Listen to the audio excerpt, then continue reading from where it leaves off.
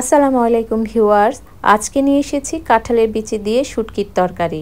এখন প্রায় সবার ঘরেই কাঁঠাল খাওয়া হচ্ছে। কাঁঠাল খাওয়ার পর যে বিচিটা থেকে যায় সেটা দিয়ে বিভিন্ন ধরনের রেসিপি তৈরি করা যায়। তার মধ্য থেকে আজকে আমি তৈরি করে দেখাবো কাঁঠালের বিচি দিয়ে শুটকির তরকারি।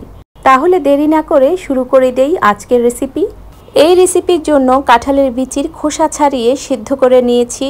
সিদ্ধ করার পর কাঁঠালের বিচির মধ্যে যে লাল চামড়াটা ছিল সেটা ছুরি বা বটি দিয়ে ছাড়িয়ে নিয়েছি। এরপর এখানে একটা চিচিঙ্গাকে চামড়া ছিলে কিউব করে টুকরো করে কেটে নিয়েছি। আর নিয়েছি শুটকি। এখানে আমি ছুরি শুটকি নিয়েছি, আপনারা চাইলে যে কোনো শুটকি নিতে পারেন। এখন চুলায় হাঁড়ি বসিয়ে দিলাম, দিয়ে দিলাম তেল গরম হয়ে গেলে 3 টেবিল চামচ পেঁয়াজ কুচি দিয়ে দিলাম। পেঁয়াজ কুচিটা হালকা বাদামি কালারের ভাজা হয়ে গেলে এখানে দিয়ে দিলাম টুকরো করা কয়েকটা কাঁচামরিচ। তারপর দিলাম 1 চা চামচ রসুন বাটা, হাফ চা চামচ আদা বাটা, 1 চা চামচ হলুদের গুঁড়ো, 1 চা চামচ ধনিয়ার গুঁড়ো, 1 চা চামচ মরিচের গুঁড়ো, 1 চা চামচ জিরার গুঁড়ো। সবগুলো মশলাকে কিছুক্ষণ কষিয়ে নিব।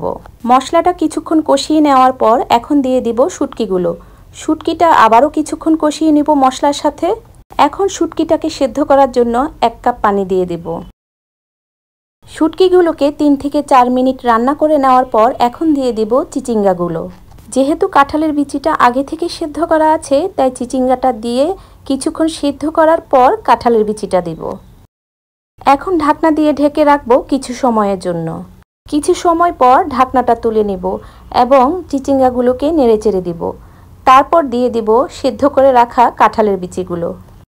কাঁঠালের বিচিটা দিয়ে কিছুক্ষণ শুটকির সাথে কষিয়ে নিব। কিছুক্ষণ কষিয়ে নেওয়ার পর এখন ঝোলের জন্য পানি দিয়ে দিব।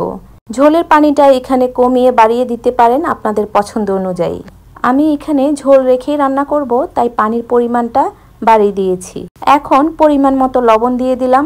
লবণটা দিয়ে ভালো করে নেড়েচেড়ে মিশিয়ে দিলাম। ঢাকনা দিয়ে ঢেকে দিলাম কিছু সময়ের জন্য। কিছুক্ষণ পর ঢাকনাটা তুলে নিব। রান্নাটা হয়ে গেছে। এখন আমি চুলাটা বন্ধ করে দমে রেখে দিব 10 মিনিটের জন্য। 10 মিনিট পর কাঁঠালের বিচিটা যখন একটু ঠান্ডা হয়ে যাবে তখন ঝোলটা অনেকটাই টেনে যাবে। তৈরি হয়ে গেল কাঁঠালের বিচি দিয়ে শুটকির তরকারি। রেসিপিটি ভালো লাগলে বাসায় ট্রাই করবেন এবং আমাকে কমেন্ট করে জানাবেন আর আমার চ্যানেলটিকে সাবস্ক্রাইব করবেন। সবাইকে অসংখ্য ধন্যবাদ। আল্লাহ হাফেজ।